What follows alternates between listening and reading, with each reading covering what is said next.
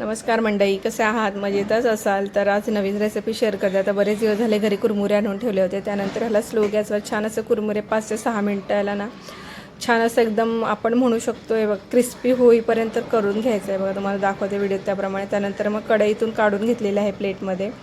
त्यानंतर इथे मी चिक्कीचा गूळ घेतलेला आहे, त्याच्यामध्ये थोडंसं तूप ॲड केलेलं आहे अर्धा चमचा आणि छान याला मिक्स करून घ्यायचं आहे. एकदम पातळ आपल्याला करून घ्यायचं आहे. गूळ पूर्ण वितळून घ्यायचं आहे आपल्याला हे बघा. आणि सतत ढवळत राहायचं, ते नाहीतर आपला गूळ आहे ना जळू शकतो. त्यामुळे सतत त्याला ढवळत राहा. हे बघा छान असं ढवळल्यानंतर आहे ना या प्रोसेसिंगला आपल्याला ह्याच्यामध्ये ॲड करायचं आहे कुरमुरे. आता कुरमुरे ॲड केल्यानंतर आहे ना आपल्याला छान मिक्स करून घ्यायचं आहे पूर्ण आणि पटापट प्रोसेस करायची आहे. कारण काय होतं, हे जे गूळ आहे ते लवकर म्हणू शकतो आपण घट्ट होईल आणि आपले कुरमुरे वळले जाणार नाहीत. त्यामुळे हे बघा इथे मी कढई घेतली आहे, पटकन इथे खाली स्टँड ठेवलं आहे, त्याच्यावर कढई ठेवून घेतले.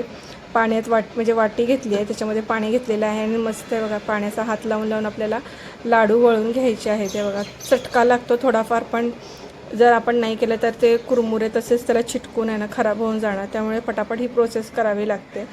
आता ह्यात काय माझ्या मुलीला बाहेरचं खायला काय सगळ्याच मुलांना आवडतं, तर ती राहत नव्हती म्हणून तिच्यासाठी काय बनवावं म्हणून तिच्यासाठी मी इथे कुरमुऱ्याचे लाडू बनवले. तर म्हटलं तुमच्याबरोबर पण शेअर करते, कारण पावसात शक्यतो मुलांना बाहेरचं खायला देऊच नका. तेव्हा छान असं मस्त असं लाडू मी वळून घेतले होते आणि खरंच छान होतात. नक्की करून बघा. अजूनही आपल्या चॅनलला सबस्क्राईब केलं नसेल तर नक्की सबस्क्राईब करून घ्या. बेल आयकॉनलाही प्रेस करून घ्या आणि कमेंट लाईक शेअर करायलासुद्धा विसरू नका. छान आपले असे लाडू रेडी झालेले आहेत. आता हे लाडू मी डब्यामध्ये भरून घेते. आता तिला जेव्हा खायचे असेल तेव्हा मी नक्की देईन. चलो बाय.